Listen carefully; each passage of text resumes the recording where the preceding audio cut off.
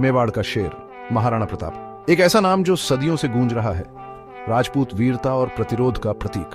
वो मेवाड़ के शेर थे जिन्होंने मुगल बादशाह अकबर के आगे झुकने से इनकार कर दिया था। हल्दी घाटी की लड़ाई बहुत भयानक थी। मुगल सेना की ताकत और राजपूतों के अटूट साहस का टकराव हुआ था।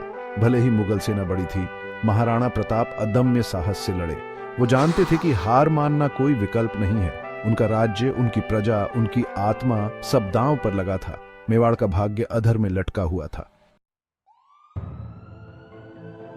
हल्दी घाटी के बाद निराशा का समय था।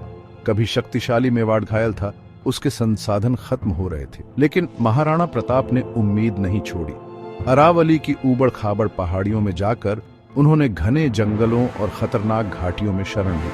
अरावली उनकी पनाहगाह बन गई, दुश्मन के खिलाफ एक किला।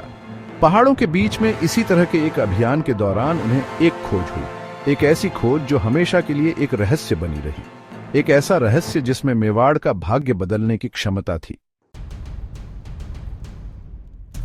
एकांत घाटी में झरनों के पीछे छिपी हुई एक गुफा थी। स्थानीय लोग इसे फुसफुसाती गुफा कहते थे। किंवदंती है कि यह गुफा दूसरी दुनिया का रास्ता थी, अनगिनत धन और अकल्पनीय शक्ति की दुनिया। जिज्ञासा और अपने राज्य के भाग्य को पुनर्जीवित करने की सख्त जरूरत से प्रेरित होकर महाराणा प्रताप अंदर गए। हवा में एक अजीब ऊर्जा भर गई। सन्नाटा सिर्फ उनकी अपनी सांसों और पानी के टपकने की आवाज से टूट रहा था। गुफा की दीवारों पर अजीब निशान बने हुए थे, प्राचीन और समझ से बाहर।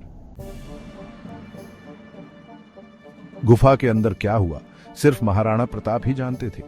कुछ कहते हैं कि उन्हें बहुत बड़ा खजाना मिला। दूसरों का मानना है कि उनका सामना इतनी बड़ी, इतनी भयानक शक्ति से हुआ कि उन्होंने गुफा को हमेशा के लिए बंद करने का फैसला किया। गुफा का प्रवेश द्वार बड़े बड़े पत्थरों से बंद कर दिया गया था, जिसके बारे में कुछ चुनिंदा लोगों को ही पता था। वो इस राज को अपने साथ कब्र में ले गए, एक ऐसा रहस्य छोड़ गए जो आज भी लोगों को हैरान और उत्सुक करता है। आज तक फुसफुसाती गुफा खामोश खड़ी है, उसके राज बंद हैं, फिर से खोजे जाने का इंतजार कर रहे हैं, या शायद कुछ राज अनछुए ही अच्छे हैं।